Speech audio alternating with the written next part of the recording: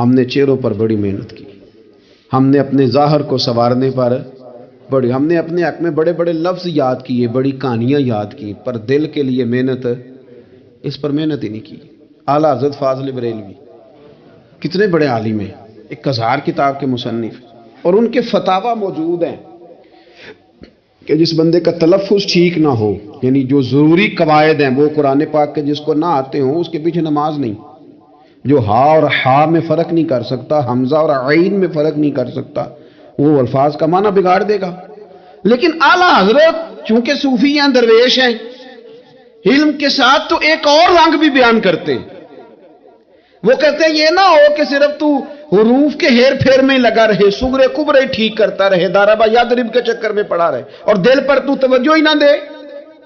فاضل بریلوی رحمۃ اللہ علیہ فرمانے لگے کہ 2 علماء نے قرآن ایک درویش کے پیچھے نماز پڑھی تو مستحب جو قواعد تھے نا جن کے بغیر نماز، وہ ٹھیک نہیں تھے ذرا ان کے، تو وہ کہنے لگے دیکھا جی اتنے بڑے پیر صاحب ہیں اور ان کی تو قرات ہی ٹھیک نہیں، تلفظ ہی ٹھیک نہیں۔ حالانکہ لفظ تاثیر سے بنتے ہیں، تلفظ سے نہیں۔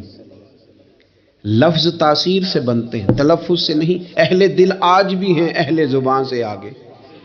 انہوں نے کہا جی بابا جی کا تو تلفظ ہی ٹھیک نہیں۔ اعلیٰ حضرت نے لکھا ہے ملفوظات شریف میں، فرماتے ہیں پھر وہ نہ نہانے کے لیے چلے گئے نماز پڑھ کے فارغ ہو کے، تو وہ پانی میں اتر گئے تو شیر ان کے کپڑے اٹھا کے لے گیا۔ اب کتنی کو دیر پانی میں رہتے، نکلے بھی تو کیسے نکلے، شرم آتی ہے۔ مختصر لباس پہن کے وہ غسل کرنے کے لیے گئے تھے، اب پانی میں سردی، کتنی کو دیر بندہ پانی میں رہے۔ لوگوں نے آ کے کہا حضور وہ آپ کے مہمان تو الجھ گئے، بڑے بری طرح پھنس گئے، مہربانی فرمائے ان کو تو بچائیں، وہ تو سخت الجھن میں۔ کیا ہوا؟ کہنے لگے وہ شیر کپڑے لے گیا اور وہ پانی میں ہے، کچھ تو ہونا چاہیے۔ تو وہ بزرگ گئے، جا کے نہ دور کھڑے ہو کے شیر کو آواز دی، شیر کو۔ حضور کے صحابی تھے نا حضرت سفینہ، قافلے سے رستہ بھول گئے، ایک سائیڈ پہ ہو گئے تو سامنے شیر آ گیا۔ میں نے کہا ہے لیکن جب آ جائے تو، جب شیر سامنے آ جائے، جب سامنے آ جائے پھر پتہ چلتا ہے کہ یہ تو واقعی آ گیا ہے، پھر انداز اور ہوتا ہے۔ حضرت سفینہ کے سامنے شیر ہی آ گیا، مشکات میں شیر آیا۔ اب کوئی بھاگتا ہے، کوئی چڑھتا ہے درخت پہ، کوئی لکڑی اٹھاتا ہے، کوئی اسلحہ پکڑتا ہے۔ حضرت سفینہ فوراً بولے، کہنے لگے او شیر ذرا خیال کرنا میں رسول اللہ کا غلام ہوں۔ پھر آکھیا شیر سفینہ تائی جا رہا یا را جاندے، او جڑے غلام رسول اللہ دے اسی غلام ہونا دے۔ شیر دمیں لاتا رستہ چھوڑ گیا، اور بابا جی بھی گئے۔ فاضل بریلوی کہتے ہیں شیر کو آواز دی، شیر دوڑا آیا، آگے کہنے لگے وہ ہمارے مہمانوں کے کپڑے لے گیا، تو یہ شرم نہیں آتی؟ تو شیر کپڑے اٹھا کے واپس لایا۔ ان علماء کو، حضرات علماء کو کپڑے پیش کیے۔ جب ان کو پیش کیے تو پیش کرتے ہی بزرگ پھر فرمانے لگے، کہنے لگے مولانا تم نے لفظ سیدھے کیے ہیں، میں نے دل سیدھا کیا ہوا ہے۔ تم نے محنت کر کے نہ لفظ ٹھیک کیے ہیں لیکن میں نے دل ٹھیک کیا ہے، دل۔ ایک صحابی حضور کی بارگاہ میں آیا، عرض کی یا رسول اللہ صلی اللہ علیہ وسلم پریشان رہتا ہوں اپنی آخرت کے لیے، اور یہ بھی بڑا اللہ کا فضل ہے کہ کوئی آخرت کے لیے پریشان ہو۔ حضور میں اپنی آخرت کے لیے بڑی پریشانی میں رہتا ہوں، کوئی ایسی بات بتا دیں کہ رب مجھے نجات عطا کر دے۔ تو نبی پاک صلی اللہ تعالی علیہ وسلم نے ایک ہی بات ارشاد فرمائی، فرمایا تم اپنے رب کے ساتھ بددیانتی نہ کرنا، اللہ تجھے نجات عطا کر دے گا۔ عرض کی یا رسول اللہ صلی اللہ علیہ وسلم اللہ کے ساتھ بددیانتی اور خیانت کیا ہے؟ لوگوں کے ساتھ تو معاملہ سمجھ میں آتا ہے کہ کسی نے کوئی رقم رکھوائی، کوئی ڈیوٹی دی، کوئی ذمہ لگایا، پورا نہ کیا تو بددیانتی ہو گئی۔ اللہ کے ساتھ بددیانتی کا معنی کیا ہے؟ تو نبی پاک صلی اللہ علیہ وسلم فرمانے لگے وہ کام جو تمہیں خالص اپنے رب کی رضا کے لیے کرنے چاہیے تھے، ان کاموں میں اگر تم نے نیت کر لی نا کہ لوگ بھی دیکھ لے، غیر کا بھی تم نے ارادہ کر لیا، حکم دیا تھا اللہ رسول نے، کرنے تھے اللہ رسول کے لیے، اور جب تم نے ارادہ کر لیا نا کہ ذرا لوگوں کو بھی پتہ چل جائے میں نمازی ہوں، تہجد گزار ہوں، قاری قرآن ہوں، عامل بالسنہ ہوں، شریعت اسلامیہ کا پابند ہوں، جب تم نے یہ والا ذہن بنا لیا نا تو پھر تم نے اپنے رب کے ساتھ بددیانتی کی۔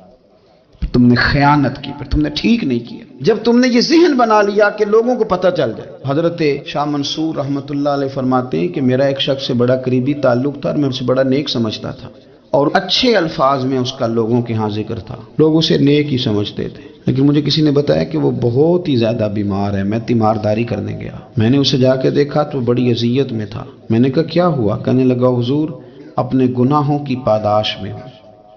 میں نے کہا تو بڑا نیک تھا۔ کہنے لگا حضرت جی میرا منصب نیکی کا تھا، میں نے تہجد پڑھی تاکہ لوگوں کو پتہ چل جائے میں نیک ہوں، میں نے تسبیح پھیری تاکہ پیری مریدی میں اضافہ ہو، میں نے سنت شریعت کا لبادہ اوڑا تاکہ میرے عقیدت مند بڑھ جائیں۔ وہ کام جو اللہ رسول کے لیے کرنے تھے انہی کاموں پر میں نے یہ نظام بنایا کہ جس سے خرابی واقع ہونے لگی۔ حضور پھر میں بیمار ہوا، اتنا بیمار ہوا کہ اٹھا نہیں جاتا تھا۔ ایک دن پھر میں نے قرآن شریف منگایا اور منگا کر کے اپنے صحن میں بیٹھ کر قرآن بلند کر کے کہا اللہ مجھے اس کے صدقے شفا دے دے۔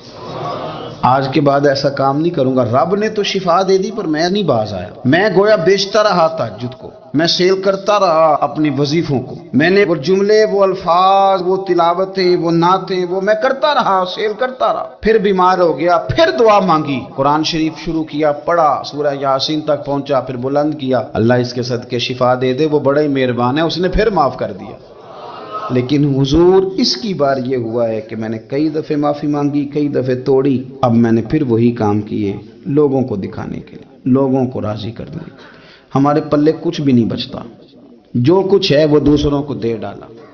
اس لیے نبی پاک علیہ السلام فرماتے ہیں قیامت کے دن اللہ تعالیٰ کچھ لوگوں سے فرمائے گا جن کو دکھانے کے لیے نمازیں پڑھتے تھے جاؤ ان سے جا کے اجر مانگو، جن کو دکھانے کے لیے تم نے صدقات کیے ان سے کہو تمہیں اجر دیں، جن کو دکھانے کے لیے تم نے روزے رکھے ان سے کہو تمہیں اجر دے۔ وہ جو تم نے لبادے اوڑے نا اور بڑا کچھ تم بنے کہ میں داڑھی والا، میں پگڑی والا، میں جبے والا، جن کو دکھانے کے لیے کیا جاؤ جا کے ان سے اجر لو، میں تو تمہیں اس چیز کا اجر دوں گا جو تم نے خالص میرے لیے کیا۔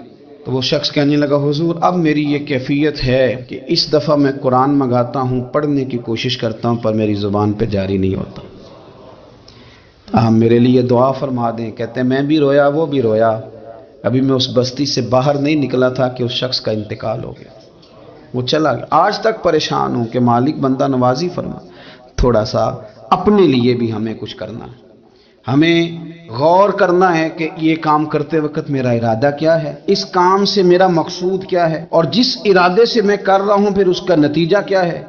اگر اسی طرح الجھ گئے، میں کہتا ہوں کہ ہم نے دعوتیں ولیمے بھی کھائے اور ہم منگنی میں بھی گئے اور ہم بارات میں بھی گئے اور ہم جناب سیاسی میٹنگ میں بھی گئے، کس لیے کہ دنیا داری ٹھیک رہے، کہ سارے کام دنیا کے لیے کر لیے تھے تو اب نمازیں تو نانا دنیا داری کے لیے پڑھی، یہ سارا کچھ ہو گیا تھا نا دنیا داری کے لیے، تو اب داڑھی حج زکوٰۃ کا معاملہ تو دنیا داری کے لیے نہ کریں، اب اس پر تو نہ دھبا ڈالیں، اس پر تو نہ وہی لیبل لگا لیں کہ یہ اوپر بڑا اچھا خوبصورت پیکٹ اور اندر سے نکلے کوئی شے نہ، خرابی ہو جائے اور صبح قیامت جب راز کھلیں تو پھر ہم سے چھپنے کو جگہ ہی نہ مل سکے۔ نبی کریم صلی اللہ تعالی علیہ وسلم نے ہماری تربیت فرمائی، حضور فرمانے لگے مخلص ہو کے عمل کرنا، اگر تھوڑا بھی ہوا تو تمہیں کفایت کر جائے گا، تمہارے لیے کافی ہو جائے گا، تھوڑا بھی ہوا۔ حضور فرماتے ہیں بہت لمبا تم نہ بھی نہ رونا، اگر مکھی کے یا مچھر کے پر کے برابر بھی تمہارے آنسو نکل گئے نا، میں اب اس سے زیادہ کیا آپ کی بارگاہ میں بات عرض کروں۔ حضور فرماتے ہیں ایک مکھی اور مچھر کے پر کے برابر بھی تیری آنکھ سے آنسو نکل آیا، شرط یہ ہے نکلے ریاکاری کے لیے نہیں، نکلے اللہ کی رضا کے لیے، اس کی خشیت میں نکلے۔ فرمایا اگر مکھی کے پر کے برابر بھی تو رو پڑا تو اللہ تعالیٰ تیرے لیے دوزخ سے آزادی لکھ دے گا۔ اور نبی پاک صلی اللہ تعالی علیہ وسلم نے بیان فرمایا ہے، حضور فرماتے جو اللہ کے خوف سے رو پڑے نا، جس طرح بھینس بکری گائے کے تھنوں سے نکلا ہوا دودھ دوبارہ تھنوں میں نہیں نہ جاتا، اسی طرح جو رب کی یاد میں رو پڑے وہ دوزخ میں نہیں جاتا۔ یہ مثال دیکھیں کیسی دی حضور نے سمجھانے کی۔ اگر کبھی رونا آئے اس کے لیے تنہائی کا انتخاب کریں، مجمع میں نہیں۔ ایک بندے کو حضرت عمر نے مجمع میں روتا دیکھا تو فرمایا یہ کام تو اکیلے میں کرتا تیرے لیے برکت والا ہوتا، تیرے آنسو نکلے، تیرے رخساروں پہ بہیں، اور شیر خدا تو شیر ہے نا، حضرت مولا علی شیر خدا فرماتے ہیں اگر تیری آنکھوں سے کبھی آنسو نکلے نا اللہ کی یاد میں، حضور کی محبت میں، تو فرمایا ان آنسوؤں کو پوچھنا نا، ان کو چہرے سے صاف نہ کرنا، یہ تو آنسو اس قابل ہیں کہ تیرے رخساروں پہ رہیں، یہ تو روشنی ہے تیرے چہرے کی، ان کو پوچھنا نا۔ حضرت علی رضی اللہ تعالیٰ عنہ نصیحت کرتے ہیں انہیں رہنے دے، یہ آنسو بڑا قیمتی ہے، یہ نکلا تیری آنکھ سے ہے پر کسی کا ہو کے نکلا ہے، نکلا تیری آنکھ سے ہے پر کسی کے لیے نکلا، نکلا تیری آنکھ سے ہے پر اس نے تجھے بتایا ہے کہ تیرے وجود میں، تیری دھڑکنوں میں، تیرے جذبات میں کسی اور کا بھی حصہ ہے، یہ رب رسول کی رضا کے لیے چھلکا ہے۔ ایک بھی رونے والا ہو تو باقیوں کا کام بھی، سنو نا، حدیث ہے بہقی شریف میں، حضرت حیثم بن مالک رضی اللہ تعالیٰ عنہ فرماتے ہیں نبی پاک علیہ السلام خطبہ دے رہے تھے، تقریر فرما رہے تھے، حضور کی باتیں دلوں کے میل کچیل اتارتی چلی جا رہی، فرماتے ایک شخص نبی پاک علیہ السلام کے سامنے بیٹھ کر حضور کی گفتگو سن رہے تھے، وہ رو پڑے، ساری گفتگو چھوڑ کے نبی پاک صلی اللہ تعالیٰ علیہ وسلم کی توجہ اس شخص کی طرف ہو گئی، ہوا کیا ہے؟ وہ تقریر سنتے، بات سنتے بس رو پڑے، تو نبی پاک علیہ السلام فرمانے لگے آج اگر وہ سارے مومن بھی یہاں موجود ہوتے جن کے گناہ پہاڑوں کے برابر وزنی ہوتے تو اس ایک بندے کے رونے کی وجہ سے اللہ سب کی بخشش فرما دیتا۔ اور نبی پاک علیہ السلام فرمانے لگے یہ رویا ہے تو اس کے رونے پر فرشتے بھی روئے ہیں، اور فرشتے دعا کر رہے ہیں کہ اے اللہ یہ جو نہیں روتے نا ان کے حق میں ان کی سفارش قبول کر لے جو تیری بارگاہ میں روتے ہیں، جو تیرے حضور عرض گزار ہوتے ہیں ان کی سفارش قبول کر لے ان کے حق میں۔